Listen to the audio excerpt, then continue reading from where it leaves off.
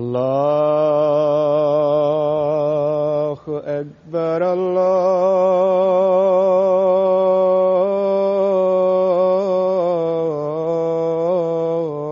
الله أكبر الله أكبر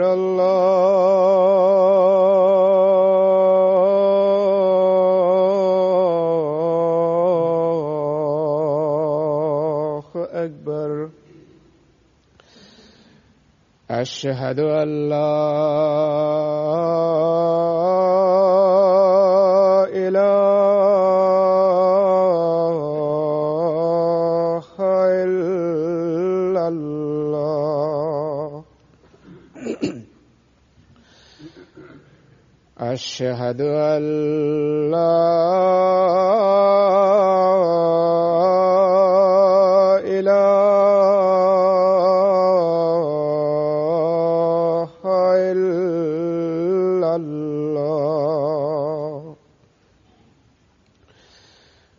أشهد أن محمدًا رسول الله.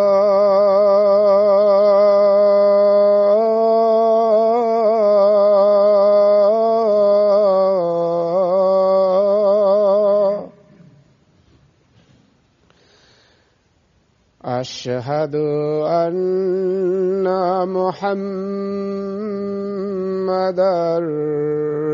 رسول الله. حي على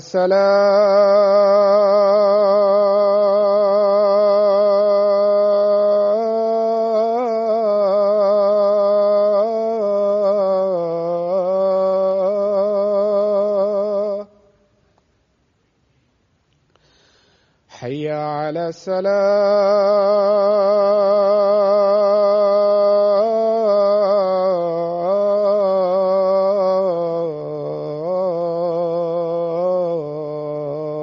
الصلاة. حي على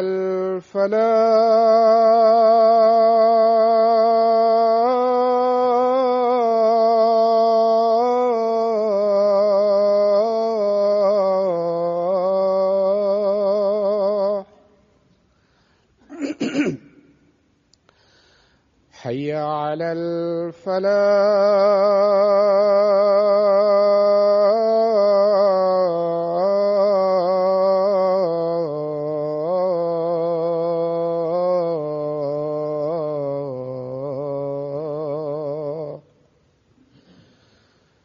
الله أكبر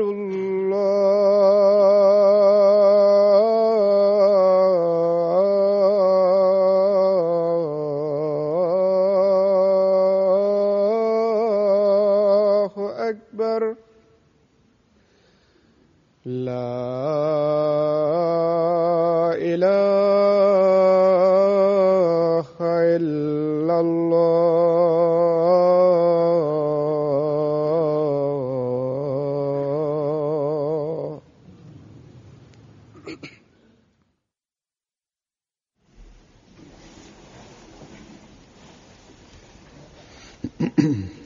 السلام عليكم ورحمة الله.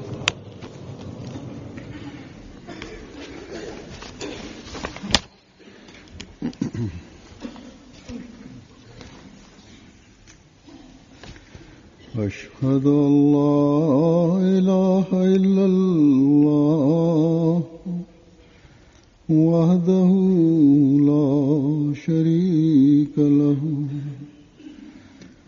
وأشهد أن محمدا عبده ورسوله أما بعد فأعوذ بالله من الشيطان الرجيم بسم الله الرحمن الرحيم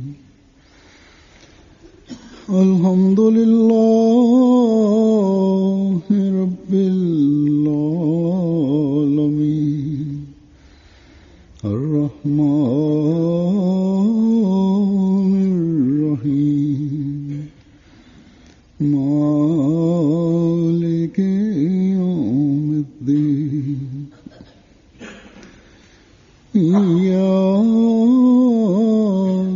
نعبد وإياك نستعين اهدنا الصراط المستقيم صراط الذين أنعمت عليهم غير المغضوب عليهم ولا الضالين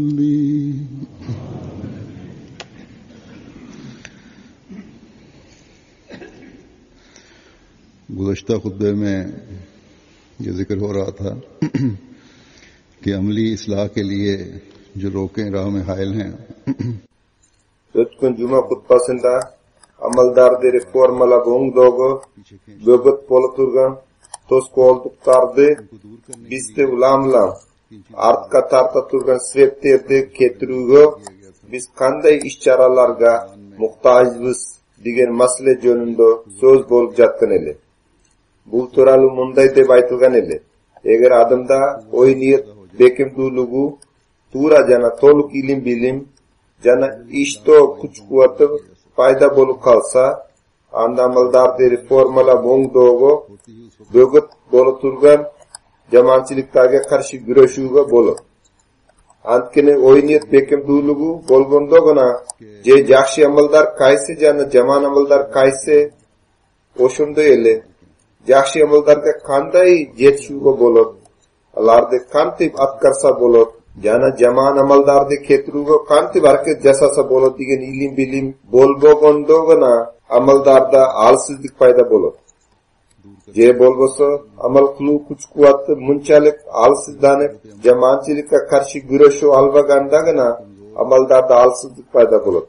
Ошондуктан ой ниет бекемдүүлүгүн күчтөндүрүү, илим билимдик алсыздыкты кетирүү жана амал кылуу күч-кубатын жаратуу бул абдан зарыл.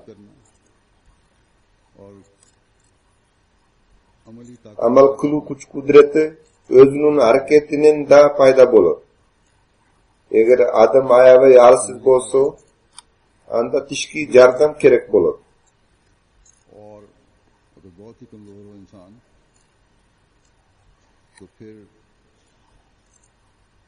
Кыскасы өткөн жума кутбасында ушул кептерден сөз болгон экен. Аны айры башка мисалдар менен бир аз кеңири айтып берем. Өткөн жума кутбасында мен айткандай, бул маселени дагы чечмелөө керек жана бул абдан зарыл. Жогоруда биз байкап алгандай амалдарды реформалап оңдоого керектүү үч нерсенин арасында эң биринчиси бул ой ниет бекемдүүлүгү. Ушул ой ниет бекемдүүлүгү деген эмне өзү? Арабистагы айрым адамдар ой ниет бекемдүүлүгү эмне өзү деген суроону угуп таң айран калса керек. Көпчүлүк адамдар мындай дешет: ой ниет бекемдүүлүгү деген сөздөрдүн өзүнүн белгилүү болгондой, бул кандайдыр бир иште кылууга бекем ой ниет жана аны аткаруу кудрети деген күч-кубатты билдирет. Ушул жерде ой ниет бекемдүүлүгү эмне өзү деген суроо көтөрүүнүн эмне кажети бар? Бул жөнүндө айкын болсун. Жана Азыр Мырза Башируддин Махмуд Ахмад разияллаху анху муну абдан жакшы ыкмада айтып берген. oy niyet bekim duyuluğu digen düşünüp amal jagınan har bir jayda özgürüp keter. Oşunduktan biz uşul negizge nerseni gongulga tüyüşüz gerek jana biz munu gözdogun songana din mamlesinde oy niyet bekim duyuluğu emne ekinin düşünü alırız. Demek din meselesinde oy niyet bekim duyuluğu imandan atalusu ekendigi aykın bolsun. Biz bulacaktan köz salgan vista imandan ösüşü menen amal kulu kudretinin ösüşü baykalar. Eğer iman bekim bolsa, Janna Allah Taala menen alaka baylanışı bar bolsa, anda adamdan işleri özünün öz atkarla beret. Har bir orduk Allah Taala'nın koldosu jana jardam menen jengildep kete beret. Amaldarga tuş kelüçü kinçiliktar oşul imandan aynan avaga uçup ketet jana adam ala abde jengib gana basıntı valar. Bular kuru sözler elemez. Teskerisince iş yüzünde anan ülgülerini güve bolağız. Biz suyuktu Peygamber ve Muhammed sallallahu aleyhi ve sellem'den doğruna köz salgan vista iman ga chayin ke amal ahvaldarı menen imandan kiyin ke amal ahvaldarının tan galarlik ülgüleri görüp tan ayran kalarız.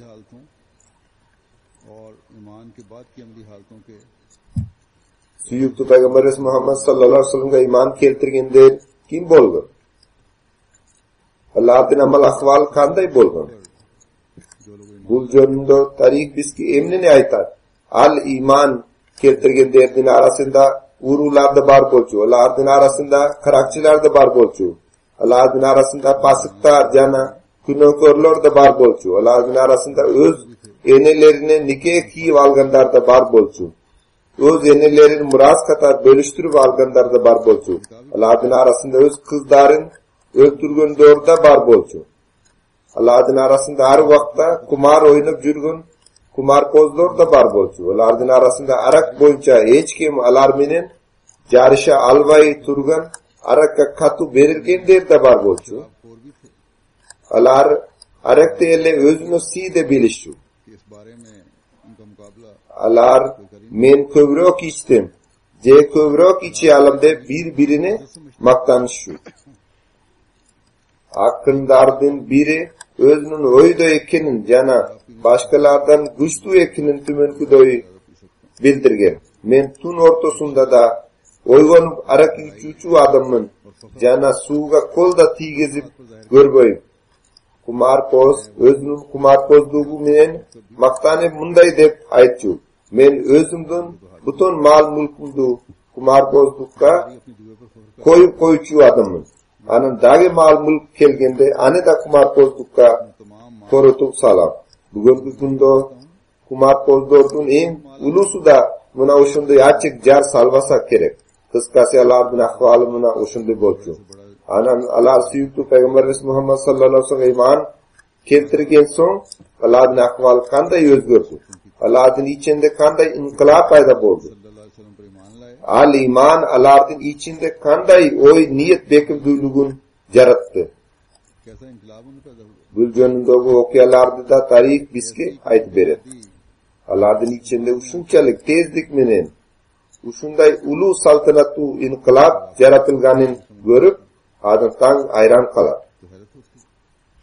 İman keltirer menen alar emme biz dinden talimine amal kulu uchun öz yüregimizde güçlü jana bakuvvat kılavez dep çeçişti. Emme biz Allah Taala'nın buyruklarına karşı takir kadam şiltereyvez dep çeçişti. Allah suyuktu Peygamber Muhammed sallallahu aleyhi ve sellem'den her bir buyruku biz üçün sonku hüküm bol sanıla dep çeçip alıştı. Allah'ın bul çeçimi uşunçalık bekim, uşunçalık bakuvvat jana uşunçalık güçlü bolgun. Allah'ın amaldarındagi arsızlıklar oşul çeçimden mangdayında bir köz irmemçilik da turishlik bere almadı. Alarning ahvollari shunchalik o'zgarib ketdi. Ular eng qo'rqinchli bale qirsiqni o'z boshlarini oluvga tayyor bo'lib ketishdi. Jo'rgana tayyor bo'lmay, ular o'z o'rnida yaratgan o'yniyat bekimduligi ularning amaldarinda bor bo'lgan olsizlikda qudim bosim menen agi barajatgan suv jara suvning gustu agim bir cho'ptu agizib olib ketganday ele jo'yib soldi. Janalardan alistati jüverdi. Yugorudalar qanday yarak ichib yurgandugu jona anemenin qanchalik maqtanib yurgandugu turali misol keltirilgan. Anen kumar guchogondan keyin odamda qanday ahvolga qabil deb qo'yib, mana ushul o'lkalarda yashaganlar ushul yerdagi arak isterdim ulgularim ko'pincha bayqab turishadi. Bizden Fazıl Mechitining yo'l do'runda da bir arak ich basib yurib, jananing qo'lida arakdan butulkosidan boshqa hech narsa ko'rinmaydi. Kiyim kechigi kir bo'lib, biroq arakdan sotib oladi. Ani o'qib bilgan jana qasavatu adam ekinimda bildi. Qaysi bir vaqtda injener bo'lsa deyshib. Hozir bo'lsa takir ishlab yoshdan buna o'shunday. Agar konsul tarafidan beriluvchi, hukumat tarafidan beriluvchi aqchaning barin arakka ko'tarib salat o'xshaydi. O'z umrin yo'l do'rda o'tkazib jatar. Bangizataning mesinin da buzib saldi. Baykush bunday shal bo'lib ketdi. Al kumardangan ahvolda bo'lganda ani ko'rib qo'rqosin. Bir qancha yo'lni men bayqib ko'rdim. Kedal kishi yo'ldan o'tib borayotgan ayollardan yo'lni to'sib oladi. O'shundalar ushul aylana cho'yrada yashagan anglichan ayollar ekanini qarabasdan ulardan yuzlarining qo'rquv sezib bayqalib yotgan bo'ladi. Qisqasi arakdan kumari ani mana o'shunday ahvolga qabul qilib solgan. Ushu siyak arak ishlar kunda bayqaladi. Ular kumardan gandikdan ushunchalik achulanib ataynesinda so'g'a boshlashadi. Ulardan qo'ldoridan ajoyib tangalarli harakatlar chiqadi. Mening esimda, men Gana Respublikasida yashagan uchunda Aljeridagi Tamalle atu shaharda Aldorda jinoatvisdan agronomiyalik proyektisi bar bo'ldi. Men yashagan uydagi tish jag'inda emas, ish jag'inda da duvaldari yo'q bo'ldi. Bardik uylar tishki duvaldarsiz eli bo'ldi. Bu yerda da jalbsinan uylar o'shunday solingan bo'ladi. Ayrim odamlar mana shu yerdagi to'silgan joylar siyoquz qorolorning ichinde to'smo duvalda qurib olishgan edi. Qisqasi bizning uy ichida da tishinda da qorosi yo'q. Har joydan ochiq turgan uy bo'ldi. Ichine ele bir joy bo'lib, aljerga mashina to'xtatdi. Yo'lda men aytganday hech qanday duval jana darvozasi bo'lgan emas. Alkundorda Aljerdagi finanslik ahvol nachar bo'lsa, agar qandaydir bir narsa qoroda turgan bo'lsa, al-murdalik da ketdi. Endi ushul yerda da uruluklar boshlangan. Algina emas, ushul yerda darvozalarni talqalab da uruluk qilishuvda, talab to'nib ketishuvda. Qisqasi finanslik ahvol nachar bo'lgandan tinchlik ahvolda nachar bo'ldi. Aljerda bir qarolchuni jaldagan edik. Al kechinde keldi. Men aga o'zgacha basa belgilab aytgan edim. Mashinaves qoroda turchu, anin dongologu tishda ele turchu. Antkiyaning ahvoli o'shunday bo'ldi. Anin ichi o'zgartirilib, dongologu qo'yilchu joyiga qo'yilmaydi. Aga o'zgacha munday degan elim. Ushul yerda dongolok to'g'ri urdalib yotadi. O'shuning uchun yaxshi qarang. Alko'rinchi arak ichi mas bo'lib kelchu. Jana dongolokni chigarib yotganda dongolokni chigarudan murda o'zi ele yerga jigilib ketgan bo'ldi. Bir kun ani o'zi menen yerga jigilganini ko'rgan edim. Alkunu al kishi qatu mas bo'ldi. Al vaqtda al qarolchilik qila olmay beymani so'zlarni suylab yotgan edi. Al vaqtaga hech narsa deyish kerak bo'ldi. Antpese al meni da so'g'i boshqa mumkin bo'ldi. Ertasi kuni kumar biroz azayganda je biroz taraganda menaga bunday dedim. Sen kete bergin. Emes seni jumuşka almayın. Al kişi ayavayı jalvara başladı. Arıkta taştayı alvayı teli. Birok al tümöndögdöy akılmandık kıldı. Al jumuşka kele elekte biraz vakt erterek içi valcu. Ankin jumuşka kelgiçi yani kumarı taraf ketudoy bolsun. C kumarı güçlü bolcuday emes ölçümde içi valcu okşaydı. Birok araka gön-göndor gözdorun kontroldoy alışpayt emes be. Biraz minutun keyin kayradan murdagi ahvalga tushu başladı. Men aytmoqchi degan mas ahvolida adam emne ish qilib jatganini, emne suylab jatganini bilmaydi. Ertesi kuni andan sen bunday aytgansiz deb so'rasangar, al yo'q, men ayavay tinch bo'lib turgan elim deb ochiq-ochiq chetga qag'ib soladi.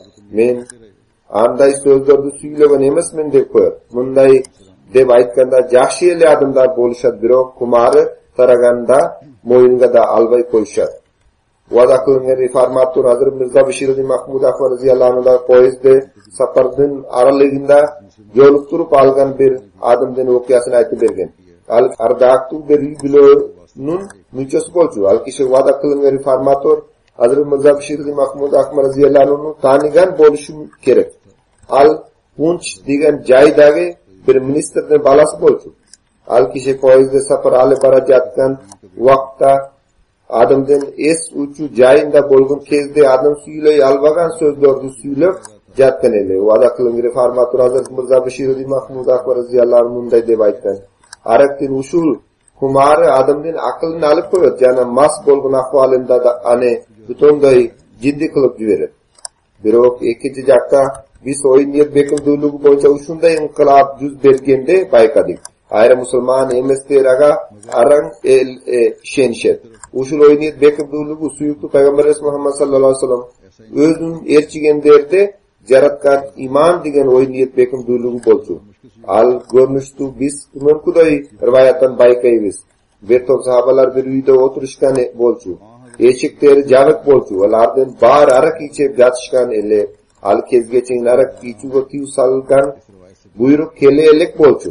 Yana arak ichuda hech qanday ekkanchilik yo'q bo'ldi. Kim qanchalik ichuni qalasa iche berdi. Masta bo'lib ketishdi. Al jinda o'tirgan odamlar bir arak idishin ko'p bo'shatib solishdi. Bir ko'pda bir qancha galondan turadi. Ikkinchisini emegina boshlay turganda ko'chadan tumankuday uni buldi. Suyukli payg'ambarimiz Muhammad sallallohu alayhi vasallam bugundan tartib musulmonlarga Alloh taolo arak ichuni harom qilib soldi deb aytadi. Ushul unalarga keler jamoatlarning orasidagi arakdan iroqatlanib jatgan agar mas bo'lib ketgan bir odam boshqasini bunday dedi. Barib eshik ochib ushul quloq tandiruning haqiqatini bilib kelgan.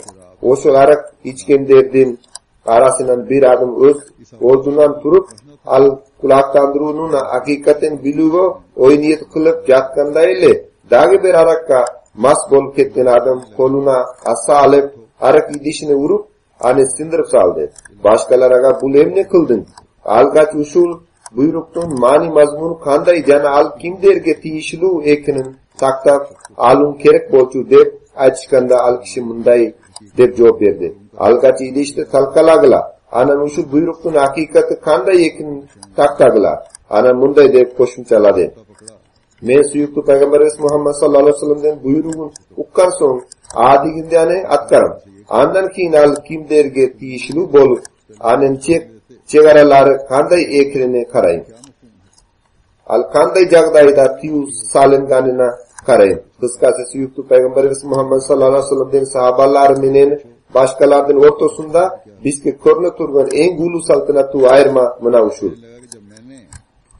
Juvaruda arak ichishdan ahvol qanday ekanligi turali aytildi. Agar qaysi bir arak ichib jatganda andan istakamda olib alsak je anin mangdayinan olib alsak al kishi o'ltiruvgacha baraber. Kafelerde jana ichkilik ichiluvchi joylarda mana o'shunday voqealar bo'lib turadi. Bir qancha kun murda ushul yerda bir xabar taralgan. Bir kafede je ichkilik ichiluvchi joyda bir arak ichdi o'ltirib soldi. Algina emas, ushul mastar o'z do'rini chaqpagan kep so'zladi, ele ugu bir-birini öldürүүдөн da artga tartışpayt. Kıskası uşul hareketleri mast bolup ketişken soň alardan akıldary soğuk kalbayt. Alardan şunu jondamdulugu da soğuk kalbayt. O stilin da kontrolda alışpayt. Ata-enesini da gongul buruşpayt. Alardan kol buttar da ihtiyarsız özünün özü hareket kılar. Mast bolgondan keyin alar mizamda da isepke alışpayt. Jazadan da korkuşpayt. Birok sahabalardan oy niyet bekemdulugu mast ahvallı deda basıntip ketdi. Alar mast boluşkan ele. Arakten bir ideşinde içip alışkan bolçu. Ekinci ideşte içeyin dep oturuşkan ele. Mına usul vakta alardan kulaklarına süyüktü Peygamber Muhammed sallallahu aleyhi ve sellem'den Allah Ta'aladan maga musulmanlar arak aram kıldı digen buyruk kelgen digen sözü kirgende alardan kumara dar o taraf ketet. Alar algaç arak idişin sindirişer. Anan jarçıdan usul kulaklandırunun manisi kanda yekin suraşar. Bul kandaydır bir üy bloga ele tiyişli bolgun emas. Bir top adımdardan ele ahval emas. Ayet uçu adım ayeti beret. Ravayatta munday deb kezget. Medina'da arak çoğuluştarı ötkürülüp jatkan bir top üy blogalar bar bolçu. Usul kulaklandırunu ugar zamat munçalik tezlik bilen arak ideşten tarkalandı. Medina küçölerinde arak kudum suday aga başladı. Mına bul kanday tankalarlık oynayıp bekimdulugu. Vada kılıngan reformator Hazret Mirza Bashiruddin Mahmud Ahmad radıyallahu anh munday degen eken. Usul oynayıp bekimdulugu usunday kuch kuvat.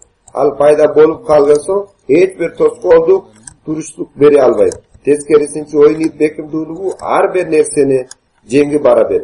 Munday aytsa da bolot. Oynayıp bekimdulugunun yetişerlik uluş alganda ruhani dünyanın padişası boluşar. Anen balban boluşar. Alar kaydagına barışpasan. Kayse jakkagına jol alışpasan. Kayse jakka baruga niyet kılışpasan. Şeytanalardan mangdayında jengilip keteber. Eger bale kırsıklar toğlorda alardan jolun tosso. Al toğlorda kudum sir singare kesilip keter. Demek eger usul siyak oynayıp bekimdulugu payda bolup kalsa jana usul darajadagi iman payda bolup kalsa anda adımdardın, amaldarın reformalar oňdogo başka ıkmalarda tam doğrunun kacet kalbay kalar. जिस तरह उठते हैं जिस तरफ उठते हैं और जिधर जाते हैं 1400 yıl murda iman güçünün aynen amaldarda reformalar oňdo boyunca kelgen inkılaptın misalin usul gengire dengelde dünyadagy hiç bir jerde tabuga bolboy. जिस तरह पनीर की टिकिया कट जाती है बस अगर इस किस्म की कुव्वत इरादी पैदा हो जाए और इस Al inkılap kanday çıkangalarlık hükmada dünyada cüz bergen. लोगों की Birok süyüktü Peygamber Muhammed sallallahu aleyhi ve sellem'den çinnigi kullu Hazret Mirza Gulam Ahmad aleyhisselam'da erçigen derde buga ukşuş bir to misaldar gezget.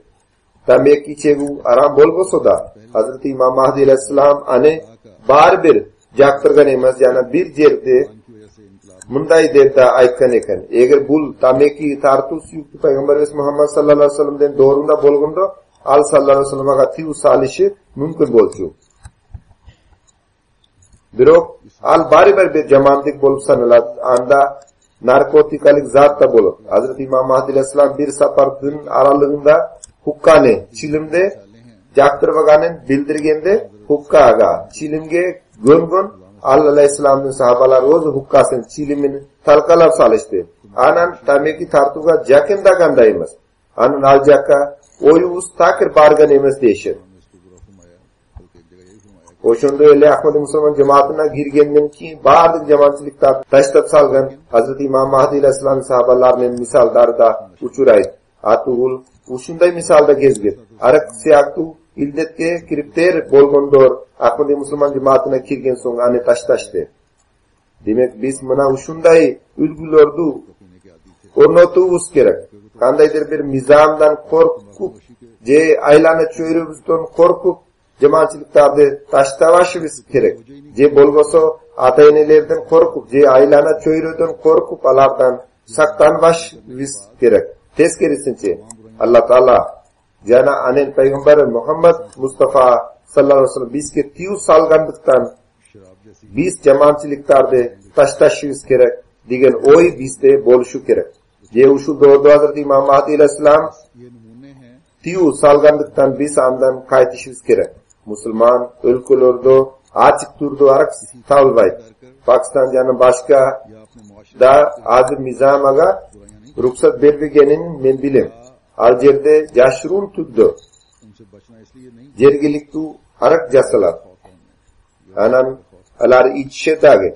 Anan kumarda güçlü bolup. Baylar başka şirtolar menen en mıktı sapatagi araktı da tab alşar. Anan men jugorku oku jayında okugan studentlerdi baykadam. Alkohol koşulgan sirop tordu je darlardı. Ayrıca götölüğü jasalgan sirop tordu bangizat katar koldanışar. Andan ziyan da bolup, ankinega başka darlarda koşulgan bolup. Demek mına şunda yaylana çöyrödü, ayvaysak bolu gerek. Özünün oy niyet bekim duyuluğu menen, mına usul cemaatçılıklardan saktanu lazım.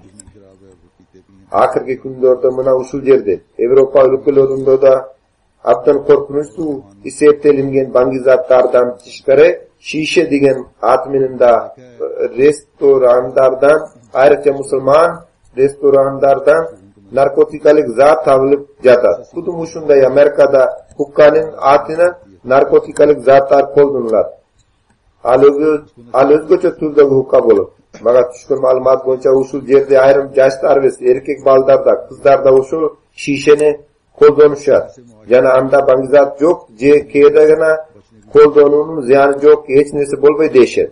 Esin yerde bolsun, usul kedagana koldonudan kiyin bir vakit kelip, silerdi, çoğun bangizatlarga kiripter kılgan son, andan çegunu öte kıyın bolup kalar. Oşunduktan, hazırdan, özün gördüğün, oyun niyet bekim duyuluğun gördüğü, işke salıp, acamancılıktan kutuluğun gar gerek. Bunun için oz imanın garga karagıla. İmandan istiktiği ele daro öküm çıgartucu oy niyet bekim duyuluğun yaratalar.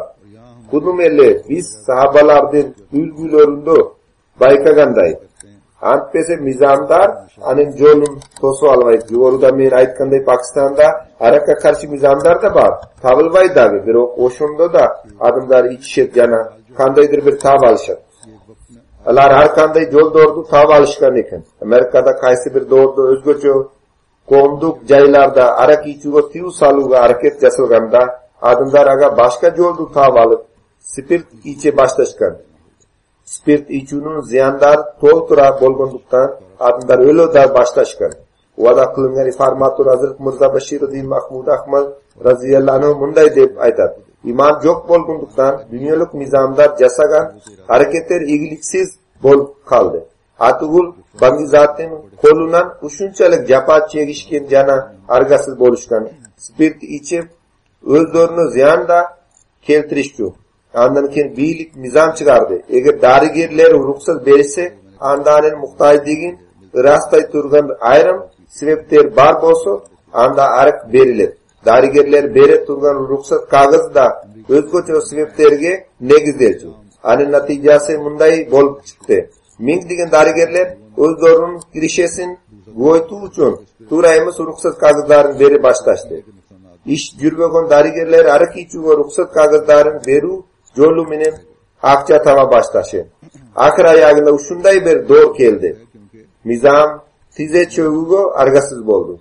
Akırında hazır jaş kuragına karab har bir jaydan arık tabılar. Kaydadır usul jaş 21, kaydadır 18. Kaydadır eğer jaş ulu adam birgi bolsa 15, 16, 17 yaşar baldarda özgöçö bir türdögü arakta içişse bolup değişir. Kıskası bul mına uşunday nizamden argasız degin bektugo şiltolor ele. Ösü gönükün sayın cemaatçılıklarga ruhsat beru nizamdары çıgıp jatar. Cemaatçılıklarda toktoto albagandıktan nizamde jengildetip jatishadi. Alemi Allah Ta'ala'nın nizamında jamoatchilik berotolo, jamoatchilik bo'lib sanaladi. Allah Ta'ala bizning qalbimizga ko'z qarandi emas. Teskarisincha o'z amaldarimizda reformalab o'ngdov uchun Allah Ta'alaning buyruqlarini ko'z qarandi bo'lishimiz kerak. Anan iymon ahvolimizda eng muhti darajalarga ega bo'lgandan keyingina biz o'sha buyruqlarga mo'yin sunamiz. Bugungi kundagi o'ynikon dunyo aqlsiz jana nadon deb bilgan savatsiz odamlar deb yurgan qavm eli o'zlarining iymon issiqligin o'zlarining humarining ustidan chiqardi. Ular o'z amaldarini reformalab o'ngdib ana o'z amaldarining ustunlik tuğsun dunyoga jelbir etib dunyoning o'zlarini erchitib olishdi.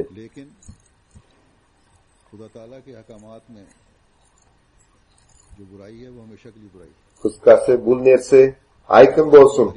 Din masalesinde oy niyet bekimdulugu jana iman bakvatlığı gana takva amaldarde atkaruga turktu kıla alat jana jamoatchiliklardan kutkar alat. Aneminin birge jugoruda söz kılınganday ilim bilim jondamdulugu da bar. Eğer kimdir biroda ilim bilim jondamdulugu bar bolsa, anda ilim bilim joktuğundan amaldarda fayda bolgun alsızlık jugolup keter. Agar mümküday jalp dunyolik misal tura kelir. Baldarda jashtaynan ele ayrim adatlar payda bolup kalat. Kimdir biro toproq jegenge gömgen bolot. Anananing ziyanidan xabardor bolgandan keyin al kishi haraketlenip andan özün qaytarat. Uşu siyaqti adatlar toltura. Misalga bir kız jonunda maga ma'lumot keldi. Al kishi uqtab jaqında özün chastlarin julup özün jaradar qilib oldi. Biroq hozir al cho'ngoy jatib akhirlik bilan ane sezibda qoldi. Jana haraketlenip oshul odatdan qutulib jatar. Qisqasi adam bilib olgan so'ng ushul odatlarni jugotib saladi. Xuddi shunday. Eğer Allah Ta'ala'dan korkun adam bolsa, eğer aga anen amaldarındagi günösü, jana Allah Ta'ala'nın narazıligi turalık tak jana tura şundurulup berilse, jana ani Allah Ta'ala günödön kanday kapalana digen nersega bekim turuktu kılıp koysa, anda al kişi günödön saktanıp kalar. Anan amaldarda alsızlıkta jaratat turgan üçüncü nerse, bul amal kulu kudretinin joktuğu. Ayrim adamlar oşulele nerse qaytalanıp jatar deb o'ylanishi mumkin. To'g'ri, ayrim narsalar bir jaqdan qaraganda qaytalanib jatar. Biroq tushunuktu bo'lsin deb har turli jaqlardan bu jonunda so'z bo'ludi. Demak, aykir bo'lsin. Amal qilib jondamdulugining yetishsizligining amal qilib jondamdulugining yo'q ekanining da ayrim sabablari bor. Misalga alardan biri bu gönül ziyadet. Bir adımda oynayıp bekimduluğu da var. İlim bilim de var. Değil. Birok adetin aynen argasız bolup aloşul amalda alsızlıkta körsötüp jatkan bolur. Je bir adam Allah Ta'alaga jakin do mümkün ekinin bilir. Birok materyaldik nerselerge bolgan suyu sezimleri je materyaldik ziyandan korktuğunu sezimleri basintip keter. Oşintip adam Allah Ta'alaga jakin doğdun kuru jalık kalar. Mına oşunday adamlarga içki darlanudan ko'ra tishki darlanu kerak bo'ladi. Hankene tishki darilo menen gana amal qulu jondamdulugun yaxshirtuga bo'ladi. Agar tura tiroj kerak bo'ladi. Agar tura tiroj tablib qolsa, anda yaxshirtuga bo'ladi. Demek reformalar o'ngdov uchun muna o'shil tura tirojtu izdo kerak. Eğer bir adam aldın ala bir nerse turali bilse, anda al ilim bilim reformalar o'ngdov uchun bo'lishi mumkin emas. Al kişi Adam balası günah işin jasası Allah Taala narazı bolup bilet. Hani Allah Taala'nın karnan korkutu je Allah Taala'nın suyusunu yetişugo nasıl kılıvaga takir fayda keltirmey. Arkine al bularda muruntadan bilet. Uşu nerselerdi al bilet. Anda oy niyet bekem dulugu da var. Biro yetkilin ilim bilim anda yok. Yugoruda söz kılınganday besta aga ilim bilim berdik. Al murtatan da bilçu. Anen yüreğunu baskan dağıttın aynen Allah Teala'ga bolgun suyusu jana. Anen karnan korkusu anen yüreğunu tasirin tigizi albay kaldı. Emi aga başka bir nerse gerek. Hatkini Allah Teala aga görünmüyor. Al mangdayımda turgan nerseler maga görünüp jatat. Birok Allah Teala maga görünmüyor jatat. Debelle aytat go. İmanı yetkinin bolbogon birogo Allah Teala da görünmüyor kaldı. O şunun için al kişi Allah Teala'dan korkmayın. Buna uçunda adımlar ayrı başka adımlardan korkuşar. Demek eğer buna uçunda adımdan yüreğini uçunda bir adımdan aybatını salıp koysak je dünyalı kuç minen iş tutup ane reformala bongdop salsak anda ane da reformala bongdoga bolur. Birok bulu için tumantıday şart var. Kutumelle bugün dünyalık mizamdar seyaktu oşol kuç dünyalık mizam sungare sayasi şiltonun aynan korkup reformala bongdo işin artka çegnuçu bolbosun. Sözün kıskası uşuluç turlu adamlar dünyada bar jana dünyada jugoruda söz kılıngan iddetler de var. Keber uşunday adamlar da var. Allah'ın ilim bilim yetkilin bolbogonduktan Allah'ın amaldarında alsizlik bolup keber uşunday adamlar da var. Allah'ın iman kemel bolbogonduktan Allah'ın amaldarında alsizlik bolup ayrım uşunday adamlar da var. Allah'ta iman da var, ilim bilim de var. Biro başka yol dorminen Allah'ga uşunday dat basar. Jugorudagi eko ting darilo Allah'ga yetişerlik kılalvay jana tişki darilo kerek bolur. Kandaydir bir tiröç kerek bolur. Kudum elle kimdir bironun sögü sinip ketse oşunda kede sögtü ulaş üçün giftep aga tişki tiröç koyulganday. Kede sög bekim bolsun deb operatsiya jasap temir salınganday. Oşindep akırındık minen sög ulanıp kete jana oşul tiröçtör alıp salınat. Kudum uşunday ayrım adımlarga biraz minutko tiröç kerek bolur. Jana akırındık minen oşul tiröç anda uşunchalik kuch kuvvatni jaratib qo'yib al o'zi aktivdu bo'lib ketadi jana amaldardagi alsizliklar juvolib ketadi. Demek men o'tgan juma xutbasida da aytganday jamoatimizning boshqarmaligi jo'qtuq xizmatkorlarimiz tarmoqli uyumlarimiz amaldardagi usul alsizliklarni keltiruga qural bo'lulari kerak. Biroq agar alardan o'z o'rnida o'yiniyat bekimduligi bo'lmasa jo'qtuq xizmatkorlardan da başka adımlardan da ilim bilimi yetişpese amaldari alsiz bolsa andalar başkalarga kantip tiröç bolup alışar.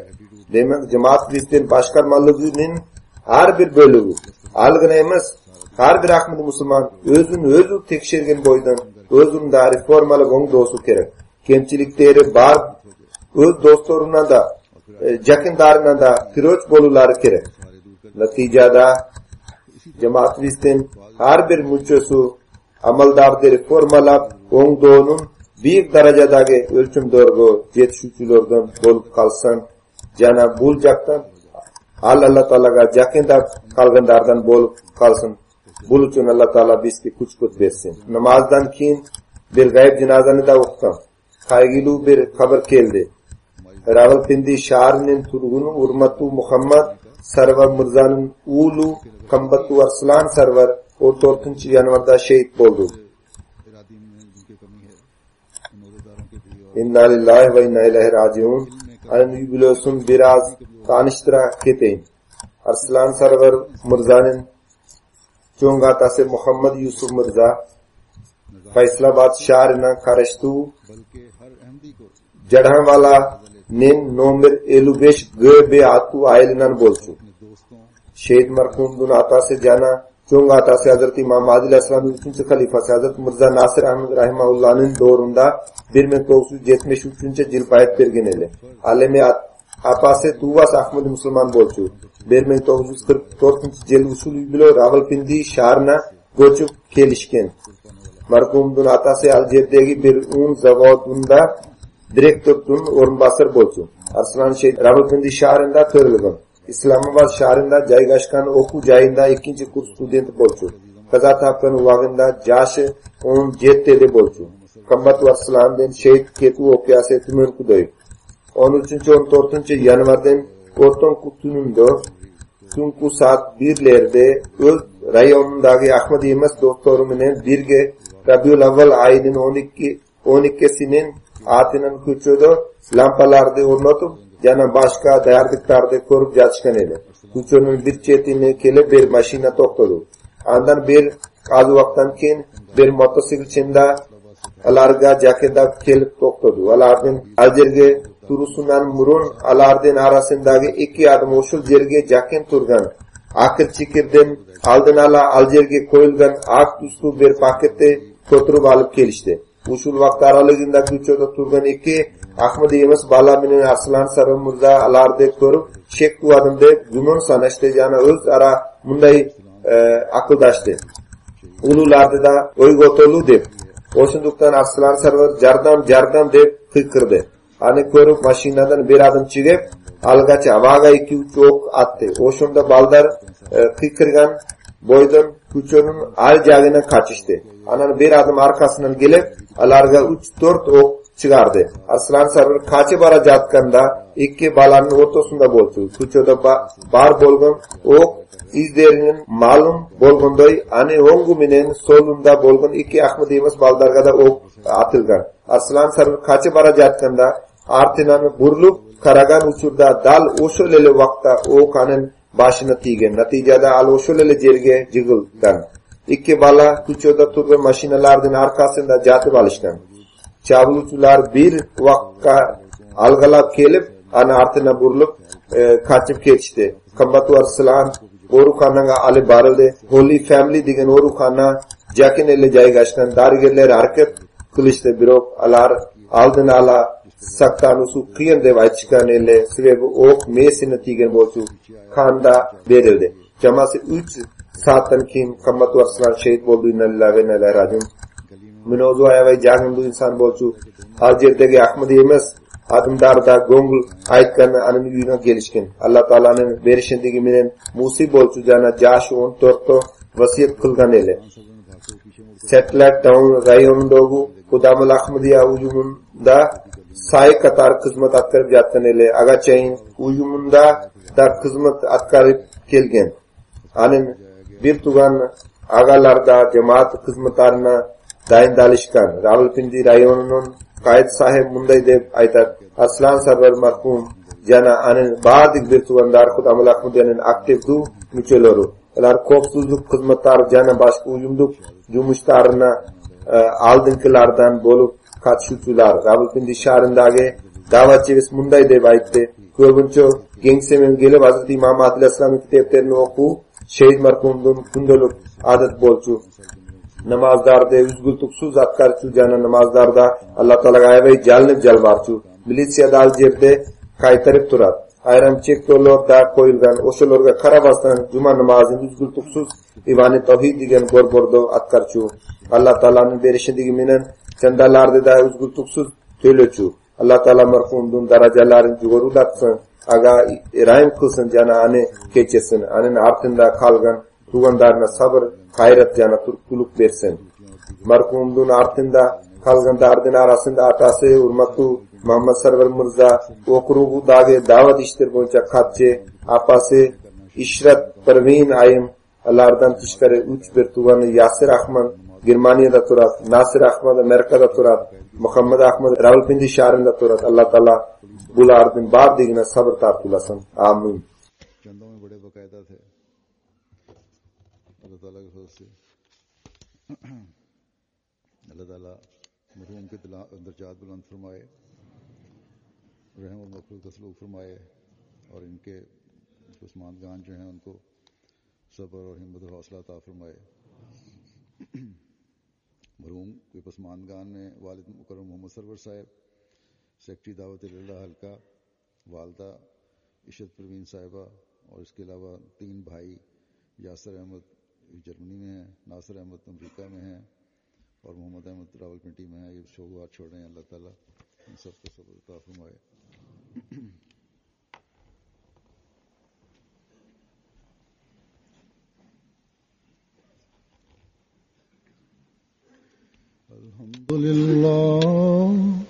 अल्हम्दुलिल्लाह नहमदुहु व नस्तईनुहु व नस्तगफिरुहु व नु'मिनु बिही व नतवक्कलु अलैहि व नऊज़ु बिल्लाहि मिन शुरूरि अनफुसिना व मिन सय्यिआति अमालिना मन यहदिहिल्लाहु फला मुदिल्ल लहु व मन युद्लिल्हु फला हादिय लहु व नशहदु अन ला इलाहा इल्लल्लाह व नशहदु अन्ना मुहम्मदन अब्दुहु व रसूलुहु। इबादल्लाह रहमकुमुल्लाह इन्नल्लाह यअमुरु बिल अदलि वल इहसानि व इताइ ज़िल क़ुर्बा